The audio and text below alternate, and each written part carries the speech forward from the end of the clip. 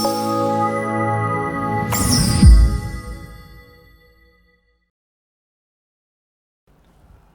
Morning everybody. I'm doctor Ayodhya జాకే, psychiatrist, Vijayawada. నమస్తే sir. OCD గురించి గత ఎపిసోడ్స్లో చెప్పారు మీరు.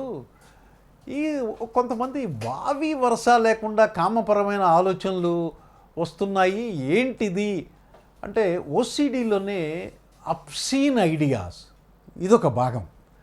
అంటే వీళ్ళకి కావాలని వయసు రీత్యా కామ ప్రకోపం వల్ల, హార్మోన్స్ ఇన్ఫ్లుయెన్స్ వల్ల కావాలని ఆలోచించటమో, ఆ ఆలోచనలు ఎంజాయ్ చేయటమో కాదు. వీళ్ళకి ఓసిడి వల్ల అబ్సీన్ థాట్స్, అంటే వావి వరస లేకుండా. అంటే ఫర్ ఎగ్జాంపుల్ ఇంట్లో సోదరిమని అవ్వచ్చు, పిన్ని, అత్త, మేనత్త, ఆఖరికి తల్లి మీద కూడా కామపరమైన ఆలోచనలు, వాంఛలు వస్తూ, అయితే ఈ ఆలోచనలు తప్పని వీళ్ళకి తెలుసు. వద్దనుకున్నా వస్తుంటాయి, అవాంఛితంగా వస్తుంటాయి, రిపిటేటివ్గా వస్తుంటాయి. మనసుని అవి ఎంజాయ్ చేయరు, కల్లోలం చేస్తుంటాయి. ప్రతి నిమిషం తప్పని కృంగిపోతుంటారు. అయినా ఈ ఆలోచనలు వీళ్ళని వదలవు. ఇలాంటి వావి వరసావి లేని ఈ ఓసిడి ఆలోచనలు, అబ్సీన్ థాట్స్ కూడా మనం కమ్యూనిటీలో బాగా చూస్తూ ఉన్నాము.